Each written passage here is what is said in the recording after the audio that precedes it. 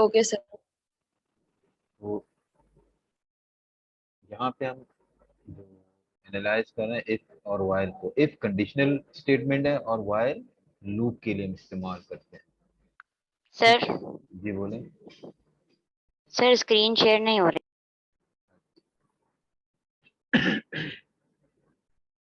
अब हो गई। जी सर अब हो गए। तो आपने स्नैपशॉट तो ले लिया था ना, स्नैपशॉट लिया था आपने अटेंडेंस का। जी सर मैंने ले लिया है। ठीक है, मुझे आप भेज दीजिए डिटेल के साथ, डेट, सेक्शन और सेमेस्टर वगैरह, ओके सर। Section number. अच्छा बेटा, तो इस जी स्लाइड में जो हम डिस्कस कर रहे थे वो ये बात थी कि वाइल लूप से आप वही काम कर सकते हैं जो फॉर लूप से कर सकते हैं। तो फॉर लूप में जो इनिशियलाइजेशन कर रहे हैं वो इनिशियलाइजेशन यहाँ पे है। फॉर लूप में जो आप कंडीशनल टेस्ट कर रहे हैं वो यहाँ पे है। फॉर लूप में जो अपडेशन कर रहे हैं वो यहाँ पे है। यही वाइल लूप है, वाइल लूप है या फॉर लूप। और हमने दोनों को देखा कि दोनों की जो टाइम कॉम्प्लेक्सिटी भी सेम। टाइम कॉम्प्लेक्सिटी का मतलब ये कि जितने आपकी जो स्टेटमेंट है कितने की दफ़ा उसको एग्जीक्यूट करेंगे, फिर अंदाजन कितनी दफ़ा, या एग्जैक्टली तो नहीं लेकिन अंदाजन कितनी दफ़ा उसको एग्जीक्यूट करेंगे, सबको सम कर देते हैं। ठीक है, और ज़्यादा जनरलाइज फॉर्म में हम सिर्फ जो हाईएस्ट टर्म है उसमें से वेरिएबल को लेते हैं और उसके कोफिशिएंट को भी कैंसिल करते हैं। ऑर्डर का मतलब है टाइम्स, एन टाइम्स। अब एन के दुगुना भी हो सकता है, 3 गुना भी हो सकता है, एन का आधा भी हो सकता है, एन का 10 गुना भी हो सकता है। ठीक है, तो ये देखिएगा 3n का मतलब है एन का 10 गुना, तो ऑर्डर ऑफ एन। एन का 2 गुना ऑर्डर ऑफ एन। ये दोनों के लिए ऑर्डर की फॉर्म में अगर हम बात करें तो ऑर्डर ऑफ एन इन दोनों के लिए सेम है। अब एक और कोड है, अब इसकी कॉम्प्लेक्सिटी हम कैसे निकालेंगे। अच्छा जी, अगर मैं आपसे कहूँ थोड़ी देर के लिए, अगर पेन पेंसिल आपके पास है, इस पीस ऑफ कोड को जिसमें वाइल लूप को हमने इस्तेमाल किया है, इसको फॉर लूप में आप कन्वर्ट करें तो आप कैसे करेंगे। आपने फॉर लिखना होगा। फॉर लूप के जो ब्रैकेट में पहला हिस्सा है इनिशियलाइजेशन, तो यहाँ पे आपको पता चल रहा है इनिशियलाइजेशन में हम क्या लेके चल रहे हैं, ए इज इक्वल टू 1। फिर जो टेस्ट आप लेते हैं ना बीच में फॉर लूप के, फॉर लूप के इस दरमियान वाले हिस्से में, इस दरमियान वाले हिस्से में जो टेस्ट करते हैं, आप कंडीशन को टेस्ट करते हैं, तो उसके लिए इस पीस ऑफ कोड में क्या चीज आपको नजर आ रही है, ए लेस देन बी, ये आपके पास टेस्टिंग टेस्ट कंडीशन है, हर दफा आप करेंगे। देखिए इस इनिशियलाइजेशन को आप एक ही दफा करते हैं, तो क्योंकि वाइल लूप से पहले हमने ये काम किया तो इसमें तो एक ही दफा होंगे। और वाइल लूप की कंडीशन को आप हर दफा चेक करते हैं जब तक ये ट्रू हो, और एक दफा जब ये फॉल्स हो। जब ये ट्रू हो तो आप अंदर वाले कोड को एग्जीक्यूट करेंगे। ठीक है जी, ये इस कोड में हमने a is equal to a multiply by 2, ये अपडेशन ऑफ दिस वेरिएबल है। तो 3 हिस्से होते हैं फॉर लूप के, तीनों से एक यहाँ पे एक ही दफा होगा, ये हर दफा और ये हर दफा, लेकिन ये वाला पोर्शन एक दफा ज्यादा होगा इसके मुकाबले। कैसे कि जब ट्रू है तो आप एग्जीक्यूट करेंगे इस कोड को, जब फॉल्स है तो फॉल्स का मतलब है इसको तो आपने चेक किया ना, एक दफा ये ज्यादा कि फॉल्स पे फिर आप अंदर नहीं गए। ठीक है जी, पहली दफा की पहले फॉर एग्जाम्पल आप 4 दफा कर पाएंगे, तो वैल्यू 1 पे स्टेटमेंट इज एग्जीक्यूटेड, वैल्यू 2 पे इसको फिलहाल छोड़ दें, 2 पे एग्जीक्यूटेड, 3 पे एग्जीक्यूटेड, 4 पे एग्जीक्यूटेड और 5 पे, तो फिर आप यहाँ कंडीशन के फेलियर की वजह से अंदर नहीं आएंगे। तो इस पोर्शन को आप एक दफा ज्यादा एग्जीक्यूट करते हैं इस ब्लॉक ऑफ कोड के मुकाबले। अच्छा, अगर आपने प्रीवियस लेक्चर को दोबारा रिवाइज करें, उसमें जब हमने ये कहा कि अपडेशन में हम जिस वेरिएबल को ले रहे हैं उसको मल्टीप्लाई बाय 2 करते हैं, तो टाइम कॉम्प्लेक्सिटी क्या होती है, लॉग ऑफ। अब वहाँ पे हम एन ले रहे थे, एन के साथ कंपेयर कर रहे हैं, तो यहाँ किसके साथ हम कंपेयर कर रहे हैं, बी के साथ, तो log of b with base 2। ठीक है जी। अच्छा, यहाँ राइट हैंड साइड में इसके कुछ एनालिसिस है, इसको हम कहते हैं ट्रेसिंग। ट्रेसिंग का मतलब है हर स्टेप को आप एक एक करके देखें। अब यहाँ पे b की कोई वैल्यू है, हमें नहीं पता क्या वैल्यू है, 2 4 6 8 9 15 20 कुछ भी है, लेकिन a की वैल्यू हम लेके चल रहे हैं पहले 1। ठीक है जी, यहाँ पे आपने चेक किया फॉर एग्जाम्पल b की कोई भी वैल्यू है, 100 है 200 है, तो a तो उससे कम है। फॉर एग्जाम्पल आप अंदर जाएंगे, a को मल्टीप्लाई करेंगे 2 के साथ, तो 1 मल्टीप्लाई बाई 2। फिर आप दोबारा जाएंगे, कंडीशन को चेक करेंगे, फॉर एग्जाम्पल लेट सपोज अभी तक वो ट्रू है, आप नीचे जाएंगे, जो a की वैल्यू बन चुकी है उसको 2 से मल्टीप्लाई करेंगे, a की वैल्यू 2 है तो उसको 2 से मल्टीप्लाई करेंगे। फिर अगली दफा अब 2 स्क्वायर है, 2 स्क्वायर को फिर 2 से मल्टीप्लाई करें, 2 क्यूब को मल्टीप्लाई करेंगे 2 रेज़ टू पावर 4, इस तरह चलते चले जाएंगे। तो पहली दफा देखें 2 रेज़ टू पावर 0 है, 2 रेज़ टू पावर 0 का मतलब 1 है, फिर 2 है, फिर 2 यानी 2 रेज़ टू पावर 1 है, फिर 2 रेज़ टू पावर 2 3, इस तरह चलते चले जाएंगे। कब तक चलेंगे? जब तक ये a की वैल्यू 20 के बराबर या 20 से बढ़ ना जाए, कि उस वक्त चला है जब ये a b से लेस है, लेकिन एक b के बराबर हो या उससे बढ़ जाए तो आपने इससे रुक जाए। अब a की कौन सी वाली वैल्यू देखें, इनिशियलाइज हमने किया तो 2 रेज़ टू पावर, ये इनिशियली तो वैल्यू यहाँ पर आउटसाइड आपने किया, जब लूप के अंदर गए तो आपने यहाँ मल्टीप्लाई किया, फिर यहाँ किया, पहली दफा एग्जीक्यूशन में मल्टीप्लाई किया, फिर दूसरी दफा, तीसरी दफा, चौथी, पांचवी, तो पहली दफा 2 रेज़ टू पावर 1, दूसरी दफा 2 रेज़ टू पावर 2, तीसरी दफा 2 रेज़ टू पावर 3, अगर 100वीं दफा आप चलेंगे तो 2 रेज़ टू पावर 100। तो इसको हम इन जनरली के टाइम में हम के टाइम तक जा पाए, इस कंडीशन के फॉल्स होने से पहले पहले तक के टाइम तक आप जा सके, तो 2 रेज़ टू पावर के। आप कहाँ तक जाएंगे? लेट्स सपोज 2 की पावर के तक आप जा सके, 2 की पावर के तक। तो ए की वैल्यू जब 2 की पावर के हो जाए और 2 की पावर जो के वो ए के बराबर अब ए या बढ़ जाए या बराबर हो जाए बी के, तो इसने फॉल्स हो जाएगा। तो इसको आप देखें, कंडीशन क्या है? 2 रेज़ टू पावर के ग्रेटर देन और इक्वल टू बी। इसमें भी हम सिंपल केस को लेके चलेंगे, 2 रेज़ टू पावर इक्वल, जब दो केसेस हो तो सिंपल केस को आप लेके चलेंगे, 2 raise to power k is equal to B. तो पिछले लेक्चर में मैंने आपको समझाया, जब यहाँ ऐसी सिचुएशन हो तो हम लॉग लेते हैं, अब ये 2 है तो बेस 2 के साथ लॉग ले लें, take log base 2 both side. तो लॉग बेस 2 और इस 2 ने कैंसिल हो जाना है, वो कैसे होता है उसको हमने डिस्कस किया था। यहाँ जो बच जाएगा के और यहाँ पे लॉग बी बेस 2, तो आप कितने स्टेप तक चले गए? के स्टेप तक, और के की वैल्यू क्या है? Log base 2 log of b with base 2। तो इसका ऑर्डर क्या होगा? ऑर्डर ऑफ बी कह लें आप इन जनरल टर्म, चूंकि हम एक जनरल इसको बी को अगर एन लिख देता मैं तो क्या फर्क पड़ता कुछ, इसलिए यहाँ पे आप समझना एन, या इसका order of log of b with base 2 ये लिख दें, या order of log of n with base 2। ठीक है जी, n is the number that is used there, क्योंकि हम एन को ज्यादा इस्तेमाल करते तो यहाँ पे एन लिख दिया गया, अदरवाइज इस केस के लिहाज से हम log of b with base 2 लिखते तो ज्यादा बेहतर होता है। अब यहाँ तक किसी को कोई इशू है बेटा समझे, पूछिएगा जी। Akash, is this clear to you? 2 raise to power k is equal to b, इसको मैंने सॉल्व किया तो k is equal to log of b with base 2 कैसे आया ये? यस सर, लॉग की प्रॉपर्टी लिखी सर। ठीक है, बेस 2 या 2 के लिहाज से अगर 3 होता तो हम बेस 3 लेके चलते। Yes sir. तो एनीबॉडी एल्स, इसको कोई इशू है, मसला है?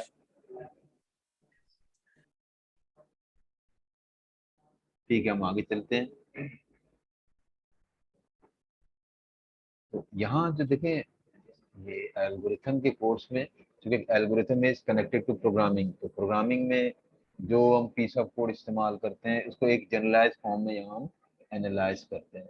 एनालाइज करते हुए हम दो चीज़ों पे ज़्यादा ध्यान देते हैं, वैसे तो ज़्यादा हैं लेकिन फिर वक्त दो चीज़ें, और उसमें भी ज़्यादा अहम एक चीज़ है, वो है टाइम कॉम्प्लेक्सिटी, सेकंड है स्पेस कॉम्प्लेक्सिटी। टाइम कॉम्प्लेक्सिटी का मतलब है कि इस कोड ने रन होते हुए कितना टाइम लेना है, अंदाजा। ठीक है जी। और स्पेस कॉम्प्लेक्सिटी का मतलब है आप स्पेस या जगह कितने देंगे। ये मुरसलीन आपकी क्लास के हैं, मुरसलीन इस्माइल आपकी क्लास के हैं। यस सर हमारे क्लास का लड़का है सर। ठीक है, तो आगे चलते हैं। अब यहाँ देखें, अभी तक हम वाइल लूप एक वाइल के साथ चले, लेकिन हमने एक को अभी तक इन्वॉल्व नहीं किया, सिर्फ वाइल के लूप को हम चला रहे हैं। अब यहाँ पे देखें, जो पहले मैंने आपको समझाने की कोशिश की कि वाइल लूप से आप वही काम ले सकते हैं जो फॉर लूप से लेते हैं, या फॉर लूप से वही काम आप ले सकते हैं जो आप वाइल लूप से लेते हैं। तो फॉर लूप के तीन हिस्से हैं, इनिशियलाइजेशन, टेस्ट और अपडेशन। अपडेशन में कुछ भी आप ले सकते हैं, ये नहीं कि plus plus minus minus plus one minus two वगैरह, नहीं, इसके मल्टीप्लाई डिवाइड कोई भी आप एक्सप्रेशन यहाँ पे इस्तेमाल कर सकते हैं। मैथमेटिकल इनिशियलाइजेशन में भी आप कुछ कर सकते हैं, टेस्ट कंडीशन में भी। तो this is executed once, these two are executed every time, but this portion is executed one time more than this and this। ये क्लियर होना चाहिए। अब while को यहाँ से देखिएगा, i को मैंने n के बराबर लिया, i ग्रेटर देन 1। अब ये डिक्रीमेंट वाला सेटअप है, तो i की बड़ी वैल्यू ली और इसको कम करते करते चेक किया, जब तक ये ग्रेटर देन 1 है तो आप चलाएं, जब इक्वल टू या लेस देन 1 हो तो आप रुक जाएं। ये स्टेटमेंट है। यहाँ पे हर दफा आई को अपडेट आपने यहाँ पे किया, आई डिवाइडेड बाय 2। तो जो काम आप यहाँ पे कर रहे हैं वही काम आप यहाँ पे कर रहे हैं। जो कॉम्प्लेक्सिटी होगी इस लॉग ऑफ कोड की, वही इसकी होगी। तो कॉम्प्लेक्सिटी क्या है, लॉग ऑफ, बता सकते हैं कोई, log of log base 2n। n with base 2, that is same for this also। ठीक है जी। तो लास्ट लेक्चर में हमने काफी टाइम दिया इस पे, शायद अगर जो उन्होंने लेक्चर नहीं लिया तो क्या शायद सर नहीं समझा रहे तो उस लेक्चर का लिंक मिल जाएगा, उसको आप देख लें इंशाल्लाह। वो क्लियर लिखते जाइएगा जब आप लेक्चर ले रहे हैं। देखिए यहाँ जो मैं समझा रहा हूँ वर्ड की फॉर्म में नहीं लिखा, सिर्फ एग्जाम्पल है और मैं बोल रहा हूँ समझा रहा हूँ, तो आप पॉइंट्स लिखते जाइए। अब इसकी एक और मिसाल हम लेते हैं, आई। अच्छा ये देखिएगा, जो जो इनिशियलाइजेशन का ये पार्ट है, इसमें क्या सिर्फ एक ही वेरिएबल इनिशियलाइज करते हैं, एक से ज्यादा भी कर सकते हैं। सेमीकोलन से पहले आप कॉमा लगाते जाइए, 2 3 4 जितने वेरिएबल मुनासिब है आप यहाँ पे लेके इनिशियलाइज कर सकते हैं। फॉर एग्जांपल हमने यहाँ पे एक वेरिएबल आई लिया इज इक्वल टू 1, के लिया इज इक्वल टू 1, यानी इन दोनों वेरिएबल को यहाँ पे हमने इनिशियलाइज किया। अच्छा जी, वाइल के लेस देन एन, एन क्या हमें नहीं पता, कोई भी वैल्यू है, फॉर एग्जांपल 100 200 1000 5000 वगैरह। ये कोई स्टेटमेंट है इन जनरल टर्म, कोई आप काम कर रहे हैं। इसके अलावा फिर अब ये जो ये वेरिएबल है इनको आप इंक्रीमेंट कर के प्लस आई के साथ, और यहाँ आई प्लस प्लस। अब देखिए सिचुएशन बदल गई है, कुछ पहले के मुकाबले में सिचुएशन में फर्क आपको नजर आ रहा है कि पहले जो हम ले रहे थे ना, इसकी कॉम्प्लेक्सिटी तो हम बड़ी आसानी से निकाल सकते हैं, एक ही वेरिएबल है उसको आप अपडेट कर रहे हैं। लेकिन यहाँ पे जिस वेरिएबल को कंपैरिजन में टेस्ट में इस्तेमाल कर रहे हैं उसको अपडेट तो कर रहे हैं, लेकिन अपडेशन में आप किसी और वेरिएबल को भी इस्तेमाल कर रहे हैं। तो अब जरा इसको आपको अलग से एनालाइज करना पड़ेगा। ये उमर शाहिद आपकी क्लास के हैं?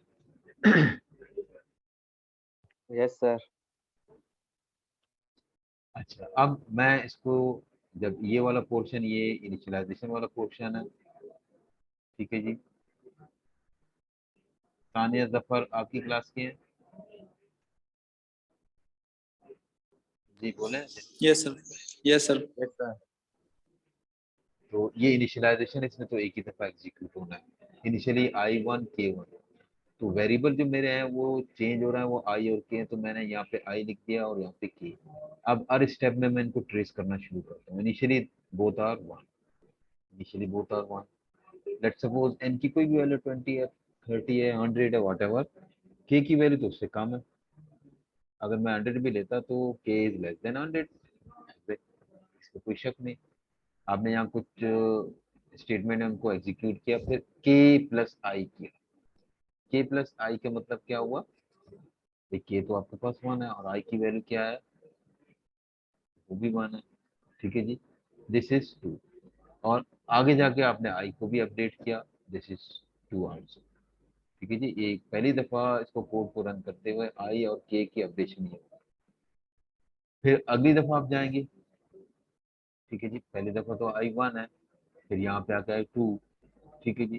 तो फिर इस 2 को आप इस्तेमाल करेंगे, पहले आई 2 है, आप आए यहाँ पे के प्लस आई, के की वैल्यू 2 है, उसमें आई की वैल्यू 2 को आपने ऐड किया, ठीक है जी। तो 2 प्लस 2 4 हो जाए, या ऐसे ही लिख दें। उसके बाद आप नीचे गए और आई की वैल्यू में भी इजाफा किया, उसको अपडेट किया 3। आगे आप जाएंगे तो के में आप इस 3 को ऐड करेंगे, जो के की वैल्यू है 4 है, इसको हम ऐसे ही लिख रहे हैं फिलहाल अपनी सहूलत के लिए, 2 प्लस 2 प्लस इस 3 को आप इसमें ऐड करेंगे। फिर आई की वैल्यू को भी आप अपडेट करेंगे बाय 1, इंक्रीमेंटेड बाय 1।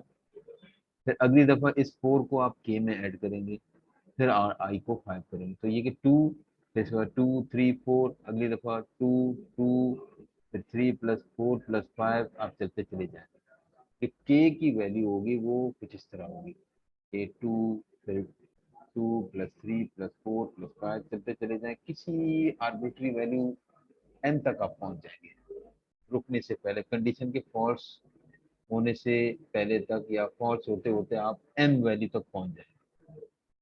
सपोज कोई ना कोई वैल्यू तो होगी ना, लूप में तो इनफाइनाइट तो नहीं चलेगा।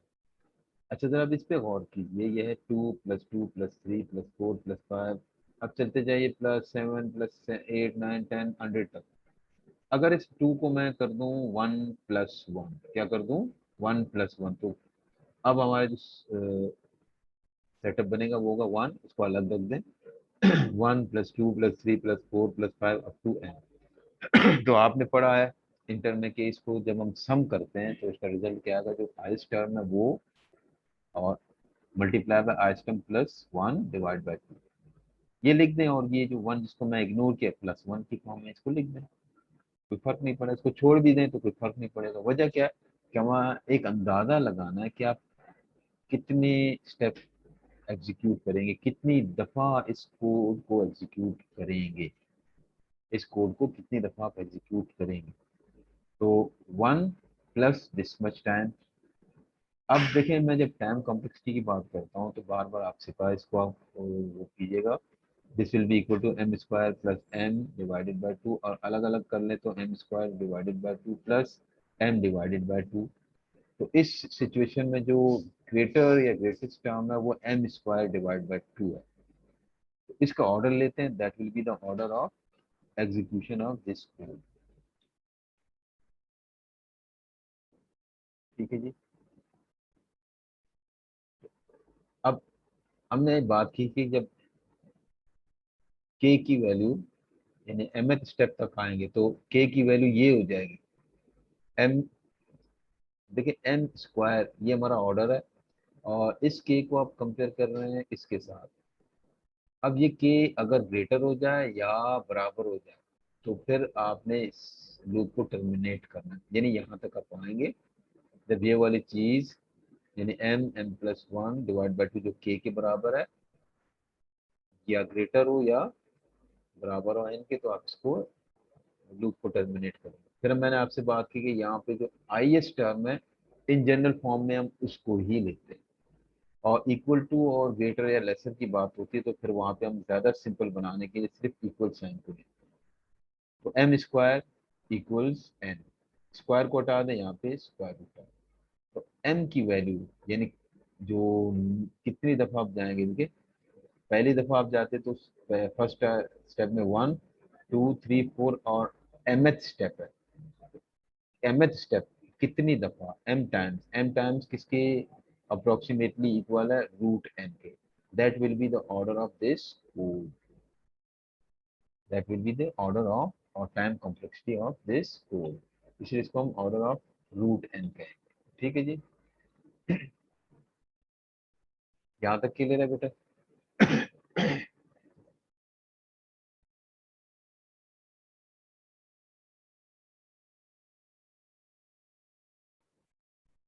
बेटा शहाना आप हैं यहाँ पे? नहीं, जी सर। स्नैपशॉट जी जी सर, मैंने ले लिया। और आप सब बताओ, ये कोड जिन्होंने लास्ट लेक्चर लिया है कम से कम वो तो बता दें कि ये कोड इसकी समझ आ रही है एनालिसिस की। एक लूप है, इसको हम चला रहे हैं, कितनी दफा हम चलाएंगे इसको हम चेक कर रहे हैं।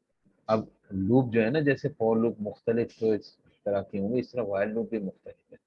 फॉर और वाइल लूप, तो फॉर लूप का काम वाइल लूप से कर सकते हैं, वाइल लूप का काम फॉर लूप से। तो इस तरह फॉर लूप के अलग अलग वो होंगे कॉम्प्लेक्सिटी सिचुएशन के लिहाज से, इस तरह वाइल की भी अलग अलग कॉम्प्लेक्सिटी होगी। तो ये वाला जो वाइल लूप है, इसके फॉर लूप में चाहूँ तो कैसे बना पाऊंगा? Initialization i is equal to 1, के इज इक्वल टू 1, दोनों यहाँ पे करेंगे कॉमा के साथ। अब सी लैंग्वेज में अवेलेबिलिटी है तो आप कर लीजिएगा।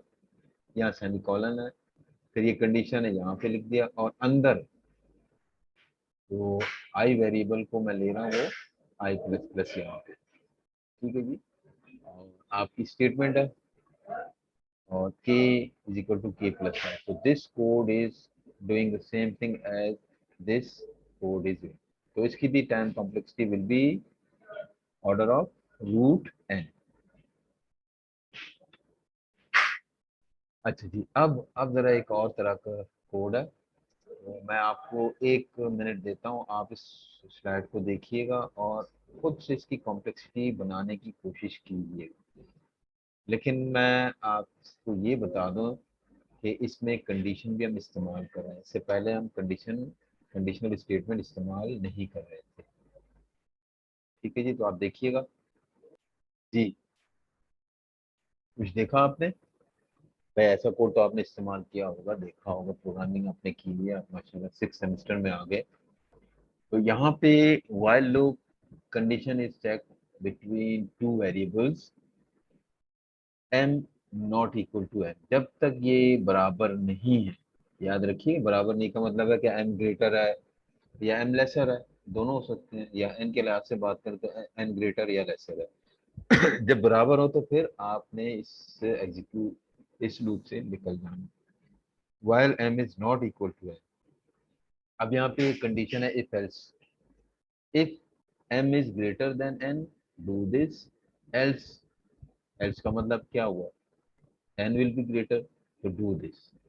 m ग्रेटर है तो m में से n को निकाल दें, सब्ट्रैक्ट करें। n ग्रेटर है तो n में से m को सब्ट्रैक्ट करें। ये गालिबन ग्रेटेस्ट कॉमन डिवाइजर या डिफरेंस के लिए हम इस्तेमाल करते हैं ये कोड को। बहरहाल जिस मकसद के लिए करें, हमारा मकसद तो इसको एनालाइज करना है कि कितनी दफा आप इसको एग्जीक्यूट करेंगे। अच्छा, ये इसकी डिपेंडेंसी तो इस कंडीशन पे है। कंडीशन में अगर m और n दोनों बराबर हों तो आप बता सकते हैं कितनी दफा इसको एग्जीक्यूट करेंगे हम। ये बोलिए, m is equal to n, अगर m 6 है और n भी 6 है तो इस पीस ऑफ कोड को आप कितनी दफा एग्जीक्यूट करेंगे? कोई आए तो मैं उससे काम करवा रहा जी शहीब साहब बोलो, मोहम्मद शहीब। अगर m और n दोनों बराबर हो तो जाहिर बात है कंडीशन विल बी फॉल्स। ये आपने उस वक्त एग्जीक्यूट करना है जब m n बराबर ना हो। जब बराबर होंगे तो आपने इसको एग्जीक्यूट नहीं करना, सिर्फ एक कंपैरिजन यहाँ पे होगी एक दफा, और ये code that will not be executed at all. Clear है ये चीज?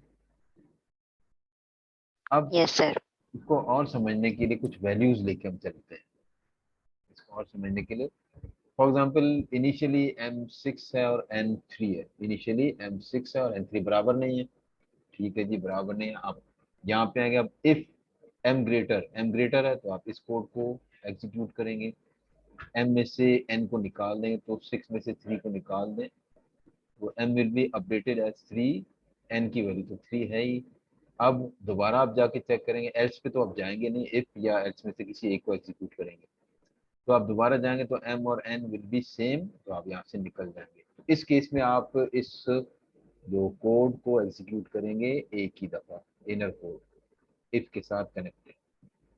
अच्छा, अगर कोई बड़ी वैल्यू ले लूँ मैं, for example m is 16 n is 2, m is 16 n is 2, तो चेक कर लो यहाँ पे क्या दोनों बराबर है? बराबर नहीं है, कंडीशन इज ट्रू, बराबर नहीं है यहाँ पे लिखा हुआ है ध्यान में। फिर नीचे जाते हैं, m ग्रेटर है तो m में से n यानी 2 को निकाल देते हैं। तो m की वैल्यू 14 है, n तो इसको हमने कुछ नहीं किया, n 2 है। दोबारा चेक किया, फिर अगले स्टेप में आ गए, तो क्योंकि m ग्रेटर है तो आप इस कोड को, इस पीस ऑफ कोड को एग्जीक्यूट करेंगे। ठीक है जी, इस कोड में आप 14 में से 2 को निकालेंगे, 12, फिर अगली दफा 10, फिर 8, फिर 6, फिर 4, फिर 2। अब यहाँ जब 2 पे आएंगे तो 2 2 दे आर इक्वल, m भी 2 है और n भी 2 है। जब m और n बराबर हो जाएं तो इस while लूप से आप बाहर चले जाओ। तो how many time this piece of code is executed जो if के साथ कनेक्टेड है? 1 2 3 4 5 6 7, 7 दफा। तो 16 को डिवाइड करें 2 से, 8 है, तो तकरीबन इसके आधे के बराबर है। 16 डिवाइडेड बाय 2 तो 8 है, तो अप्रोक्सीमेटली इट इज अप्रोक्सीमेटली या very close to the half of the value of m। ठीक है जी, 16/2 कह सकते हैं हम इसको, क्योंकि हमें तो एक अंदाजा लगाना होता है।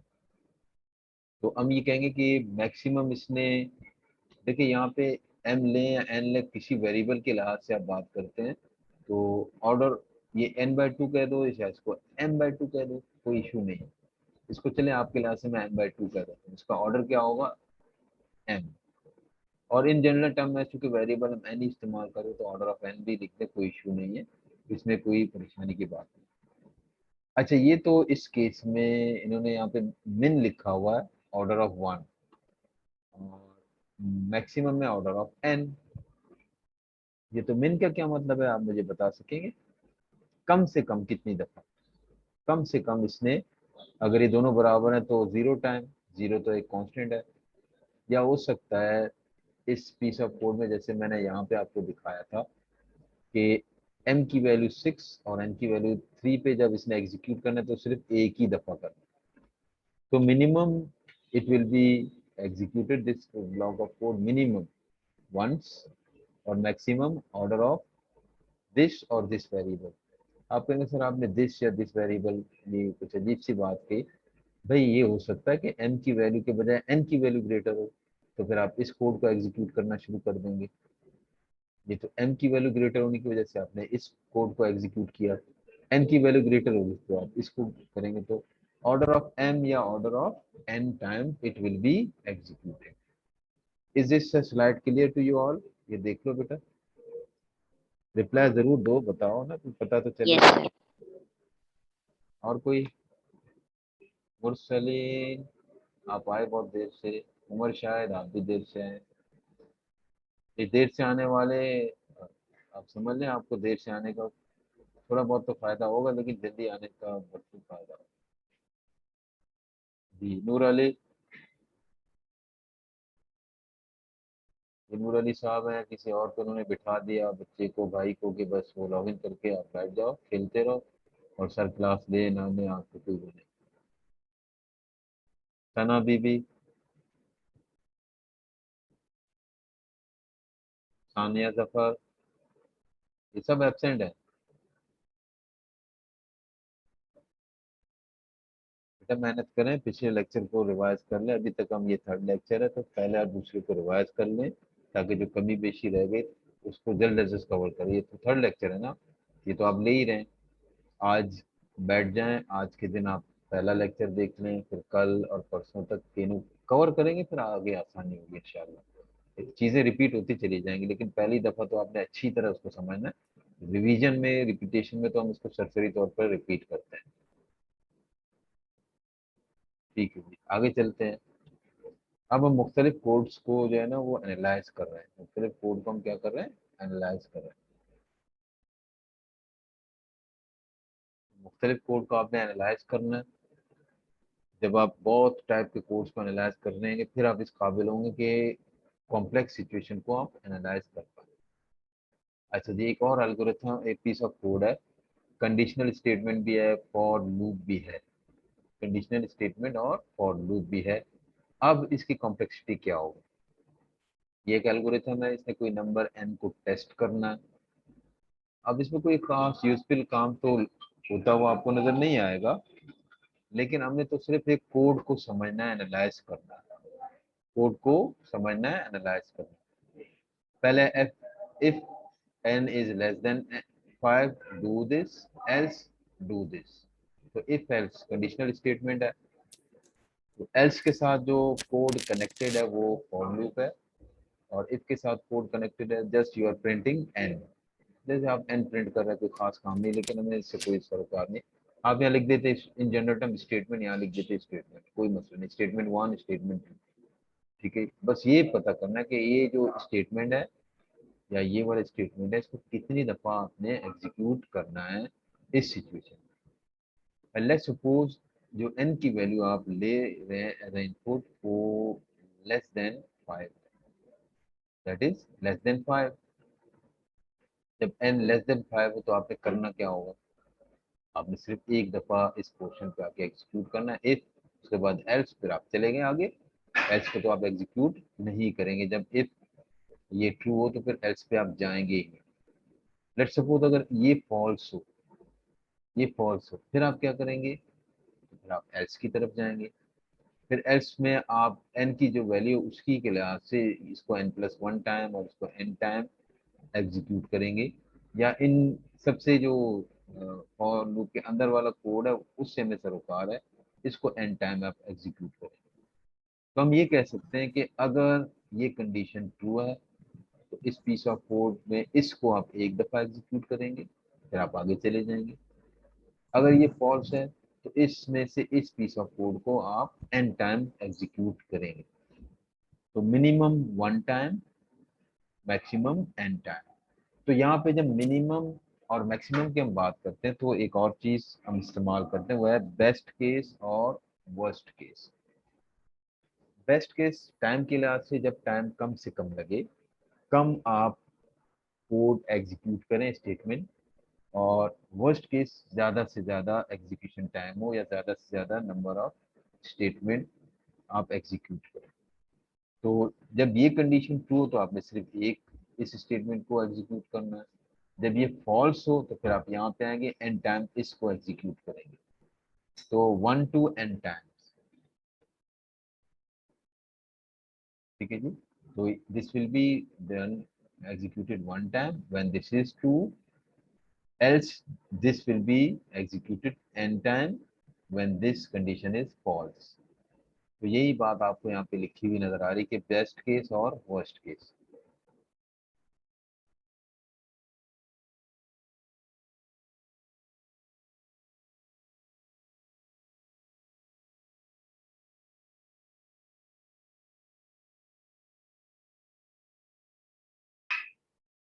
ठीक है बेटा, यहाँ तक क्लियर है?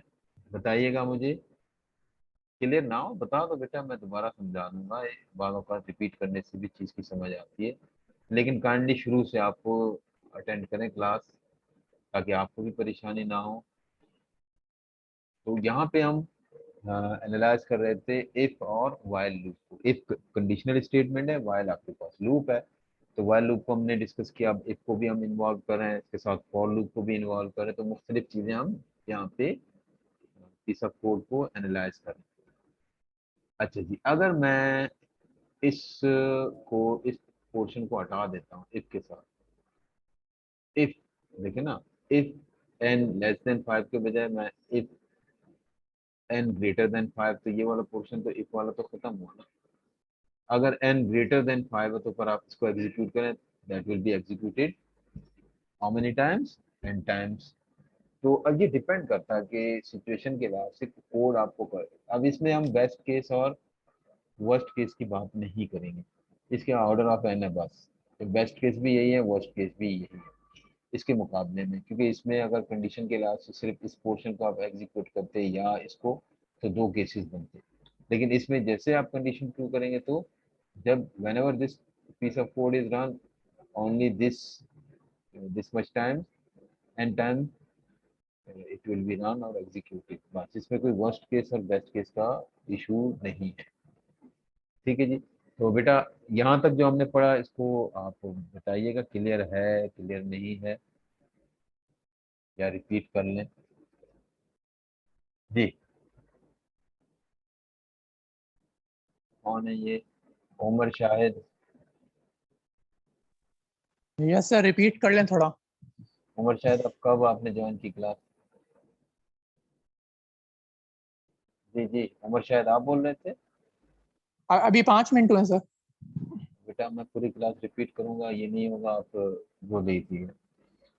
वीडियो लेक्चर देख लें, जो 5 मिनट में चलें ठीक। समझा उसी को बताओ। आप देखो अब ये मुमकिन नहीं है ना, कोई आप सुबह से बैठे ठीक हो, है सर। कोई 5 मिनट पहले आया और फिर आकर के रिपीट करो तो मुश्किल है। लेकिन मैं आपसे गुजारिश करूंगा बेटा, आप जरूर भी जरूर जो प्रीवियस लेक्चर है इस लेक्चर को अच्छी तरह देख लो। ज्यादा स्लाइडें नहीं है, आप हर स्लाइड को देखो और उसके मुतालिक लिखते चले जाओ। एक तरह हिम्मत करके बैठ जाओ, आपका काम अच्छा हो जाएगा इंशाल्लाह। बैठ जाओ, फिर उसके बाद जब आप पूछोगे तो फिर पूछने में मजा भी आएगा, मुझे बताने में भी आपको समझ आएगी। वरना मैं एक चीज बताऊंगा, उससे पिछली चीज की समझ नहीं है, फिर उससे पिछली चीज की समझ नहीं है, अब मैं क्या बताऊंगा आपको।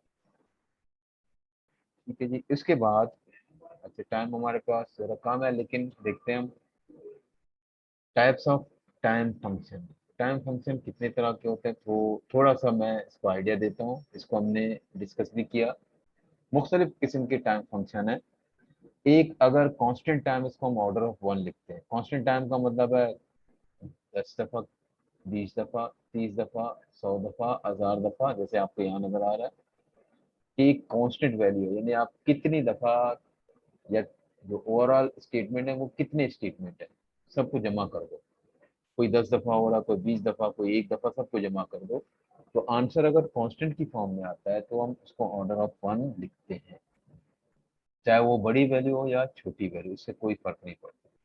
बड़ी वैल्यू को भी हम ऐसे लिखते हैं, छोटी वैल्यू को भी हम ऐसे लिखते हैं। और अगर order log n, log base 2n या लॉग एन हो तो हम उसको कहते हैं लॉगरिथमिक फंक्शन है। Logarithmic function order of log n. अगर सिर्फ n हो तो हम उसको लीनियर फंक्शन कहेंगे। सिर्फ n हो लीनियर, जैसे आपको यहाँ ये चीज नजर आ रही है कि फंक्शन कुछ इस तरह के 2n+3 है, 500n+700 है, n डिवाइडेड बाय 5000+6, कैसे भी उसका ऑर्डर क्या आएगा वही n आएगा। सबका ऑर्डर क्या होगा n। तो ये सब लीनियर फंक्शन है। इसके अलावा और भी फंक्शन है, स्क्वायर है, क्यूबिक वगैरह वगैरह। स्क्वायर को हम क्वाड्रेटिक फंक्शन का नाम देते हैं, क्यूब क्यूबिक है।